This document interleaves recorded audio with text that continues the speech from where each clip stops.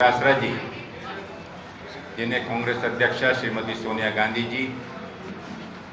आदरणीय राहुल गांधी जी और अखिल भारतीय कांग्रेस कमेटी के द्वारा एक बहुत बड़ी जिम्मेदारी राजस्थान प्रदेश कांग्रेस कमेटी के अध्यक्ष के रूप में सौंपी है। आज उनके इस पदभार ग्रहण समारोह में राजस्थान के सम्माननीय मुख्यमंत्री श्री अशोक गहलोत जी, माननीय मंत्रिमंडल के सभी सदस्यगण और सभी विधायकगण,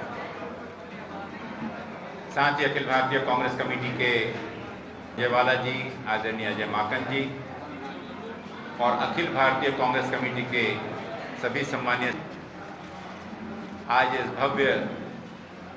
पद ग्रहण समारोह संपन्न हुआ एवं सब सम्मानित निवर्तमान पदाधिकारियों ने अपनी शुभकामनाएं और उनके साथ एकजुटता का वचन आज इस कार्यक्रम के माध्यम से दिया है। ये वह सुनहरा अवसर है जहां पर जमीन के स्तर पर कार्य करने वाले एक कार्यकर्ता को, जिसने अपनी भूमिका एक मुखिया के साथ साथ जिला कांग्रेस कमेटी के अध्यक्ष, प्रदेश कांग्रेस कमेटी के उपाध्यक्ष, विधानसभा में प्रमुख प्रतोद एवं चेयरमैन मीडिया डिपार्टमेंट और वर्तमान में प्रदेश के एक नौजवान शिक्षा और सफल शिक्षा मंत्री, एक जिम्मेदार मंत्रिमंडल के सदस्य के रूप में अपनी जिम्मेदारी का वहन किया है। मैं आज, मुझे खुशी है कहते हुए कि जो चिंताएं, जो तकलीफ और जो मांग राजस्थान के सामान्य कार्यकर्ता की थी कि ये जिम्मेदारी संगठन की मजबूती देने की, संगठन को चलाने की और संगठन को 2023 के विधानसभा चुनाव की रणनीति आज से तैयार करने की जिम्मेदारी ऐसे व्यक्ति को दी जाए जो संगठन के कार्य में निपुण हो, सफल हो, लोगों में जिसके प्रति सद्भावना हो और जिसने अपने अल्पकाल में ये साबित किया हो कि कार्यकर्ताओं की भावना और आम जनता की समस्याओं को वो दिल से जानता, समझता और उसे हल करने की पूरी ईमानदारी से प्रयत्न करता हूं। अखिल भारतीय कांग्रेस कमेटी की ओर से, माननीय कांग्रेस अध्यक्षा सोनिया गांधी जी की ओर से, माननीय पूर्व अध्यक्ष राहुल गांधी जी की ओर से और समस्त कांग्रेस वर्किंग कमेटी की ओर से मैं माननीय गोविंद डोटासरा जी को बहुत बहुत बधाई देता हूं और मुझे पूरा विश्वास है कि माननीय गोविंद सिंह डोटासरा जी अपनी इस जिम्मेदारी का वहन पूरी जिम्मेदारी के साथ और ईमानदारी के साथ करेंगे और कार्यकर्ताओं को साथ लेते हुए 2023 के लक्ष्य को सामने रखते हुए और वर्तमान में जो जिम्मेदारी 8 करोड़ राजस्थान की जनता ने कांग्रेस को सौंपी है, माननीय अशोक गहलोत जी के नेतृत्व में, जो वादे माननीय राहुल गांधी जी ने पिछले दिनों कांग्रेस के वचननामा के माध्यम से, मैनिफेस्टो के माध्यम से प्रदेश की जनता से किया है, निश्चित रूप से हम पूरी मजबूती के साथ पूरे 5 साल राजस्थान की जनता की सेवा करेंगे। आज के वर्तमान प्रदेश में चल रही राजनीतिक गतिविधियों से आप भलीभांति वाकिफ हैं। मैं इतना ही आपको यहां पर पूर्ण विश्वास के साथ कहना चाहूंगा कि राजस्थान में माननीय अशोक गहलोत जी के नेतृत्व में कांग्रेस पूर्ण बहुमत के साथ अपने 5 वर्ष का कार्यकाल पूरा करेगी और जिस प्रकार की लोकतंत्र के विरोध में षड्यंत्र करते हुए पूरे देश के अंदर जो एक भ्रष्टाचार के इस संक्रमण को फैलाकर और लोकतंत्र को कमजोर करने की एक कोशिश की जा रही है, कुछ राज्यों में वो जरूर सफल हुए होंगे, चाहे कर्नाटक हो, मध्य प्रदेश हो, मणिपुर हो, अरुणाचल, गोवा हो, लेकिन ये राजस्थान है। राजस्थान की एकजुटता, यहाँ के कार्यकर्ताओं की भावना और इस वीर भूमि में निश्चित रूप से सत्य जीतेगा, असत्य की हार होगी, संविधान जीतेगा, लोकतंत्र जीतेगा और षड्यंत्र की हार होगी। इन्हीं शब्दों के साथ मैं माननीय गोविंद डोटासरा जी को पुनः एक बार बधाई देते हुए और बहुत बहुत शुभकामनाएं देते हुए उनका कार्यकाल सफल हो और वो पार्टी की, प्रदेश की और कार्यकर्ताओं की, जन सामान्य की सेवा इसी प्रकार लंबे समय तक करते आए। इन शुभकामनाओं के साथ अपने शब्दों को विराम दें। अखिल भारतीय कांग्रेस कमेटी की हमारी अध्यक्षा परम आदरणीय सोनिया गांधी जी का, हमारे नेता राहुल गांधी जी का,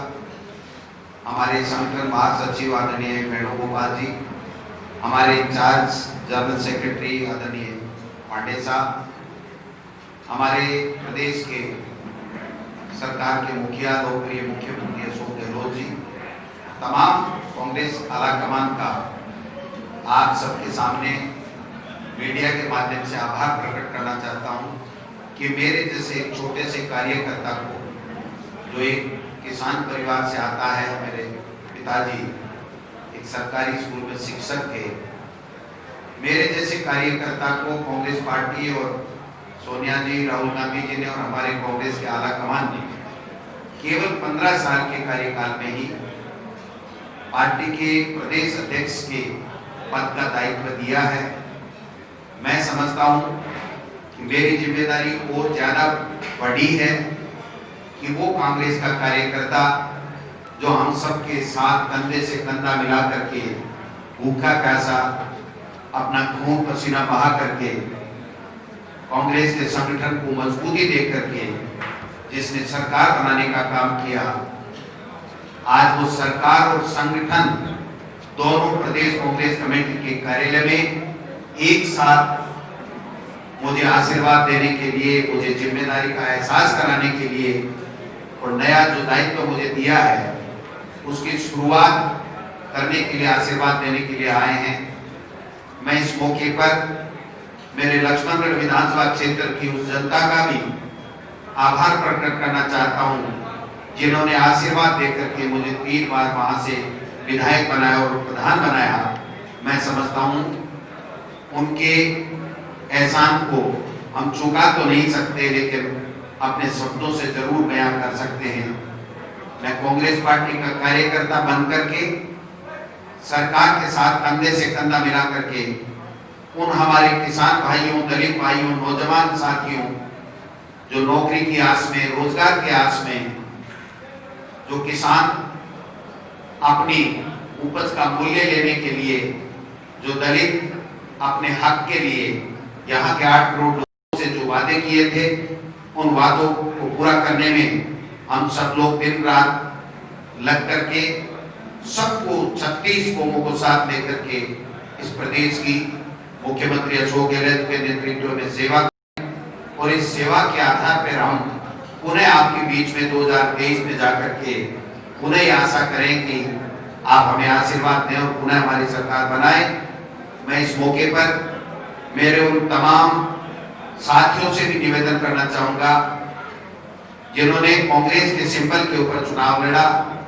कांग्रेस के कार्यकर्ताओं ने दिन रात मेहनत करके जिनको यहाँ तक पहुंचाया, राजस्थान की विधानसभा में भेजा, पद दिए। मैं समझता हूं कि उनकी आशाओं और अपेक्षाओं के मुताबिक वो लोग बाग आला कमान के समक्ष जाकर के अपनी बात रख करके उन्हें उन कार्यकर्ता और नेताओं के विश्वास में खरे उतरे जिन्होंने जिम्मेदारी दी थी, जिन्होंने यहाँ तक पहुंचाया था। मुझे पूरा विश्वास है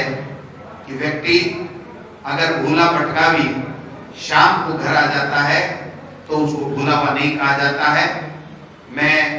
भारतीय जनता पार्टी और उनके तमाम नेताओं जो केंद्र में बैठे हैं, यहाँ से भी मंत्री बन करके गए हैं, उनके ऊपर आप सबके सामने यह आरोप लगाना चाहता हूं कि उनको राजस्थान की जनता ने प्यास बुझाने के लिए, पानी की गंगा लाने के लिए भेजा था, लेकिन वो भ्रष्टाचार की गंगा बहाने में अपनी प्रमुख भूमिका निभा रहे हैं। आप सब देख रहे हैं, प्रदेश की पूरी जनता देख रही है कि किस प्रकार जो संविधान में व्यवस्था है सत्र आहूत करने की,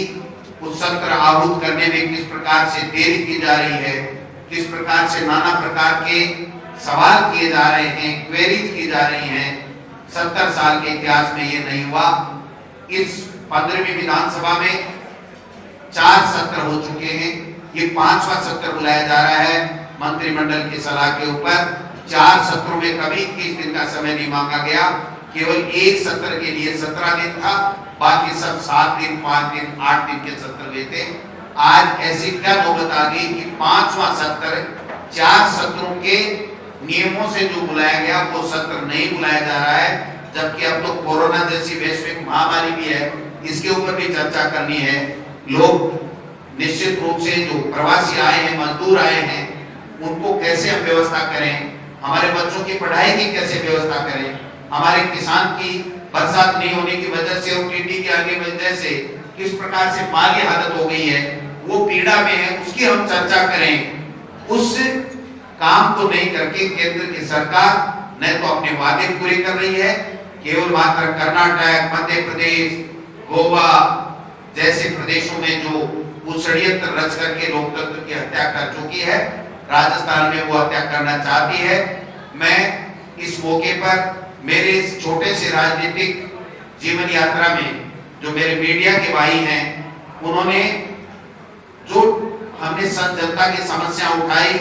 उसको ठीक तरीके से दिखाने का काम किया, बताने का काम किया, लिखने का काम किया, जिसके कारण से हम लोग प्रदेश की जनता की समस्याओं को पिछले 5 साल में जो दिखा सके, बता सके, समाधान करवा सके, और इस 1.5 साल में जो वादे हमारी सरकार ने किए थे उनको किस प्रकार से जनता के वादों पे हम लोग खरे उतरे, ये दिखाने का काम किया। इसके लिए भी मैं दिल की गहराइयों से मेरे मीडिया के तमाम भाइयों का भी अभिनंदन करना चाहता हूं, उनको धन्यवाद देना चाहता हूं कि उन्होंने न्याय किया, और अब भी उम्मीद करता हूं कि आप इस षड्यंत्र और लोकतंत्र की लड़ाई में आप षड्यंत्र का साथ नहीं देंगे, लोकतंत्र का साथ देंगे। मुझे 100% आप पे विश्वास है। उन्हें माननीय मुख्यमंत्री अशोक गहलोत के नेतृत्व में ये सरकार आप सबके आशीर्वाद से बनी हुई है, प्रदेश के 8 करोड़ बहादुर जनता के आशीर्वाद से बनी हुई है, उनकी आशाओं के मुताबिक बनी हुई है। निश्चित रूप से वो 5 साल चलेगी, और चलने के साथ आगे की तैयारी भी हम करेंगे। इस मौके पर संगठन के तमाम कांग्रेस के कार्यकर्ताओं से कहना चाहता हूं कि मैं आपकी भावना समझता हूं, आपके बीच में से ही हूं, आपके दुख दर्द को समझता हूं, और आप सरकार में किस तरीके से भागीदारी चाहते हैं, क्या सरकार से काम चाहते हैं, संगठन से क्या महत्व चाहते हैं, उन सब चीजों से मैं पहली बात की परिचित हूं। और मैं आपको विश्वास दिलाता हूं कि सरकार और संगठन दोनों एक गाड़ी में 2 पहिए की तरह मिल करके इस प्रदेश के 8 करोड़ जनता की सेवा करेंगे, उन कार्यकर्ताओं के विश्वास पे खरा उतरेंगे। आप सब आए, पधारे, इस समारोह को और गरिमा दी, इसके लिए मैं आप सबका धन्यवाद देना चाहता हूँ। मंत्रिमंडल ने निर्णय कर प्रस्ताव माननीय राज्यपाल के पास में कल शाम को भेज दिया, और दुर्भाग्यवश पुनः उसमें माननीय राज्यपाल ने उस पत्र को अभी मैंने देखा नहीं है, माननीय मुख्यमंत्री जी के पास पहुँचा है, और माननीय मुख्यमंत्री जी स्वयं माननीय राज्यपाल से भेंट करने के लिए, सदिच्छा भेंट करने के लिए और पूरे मंत्रिमंडल की भावना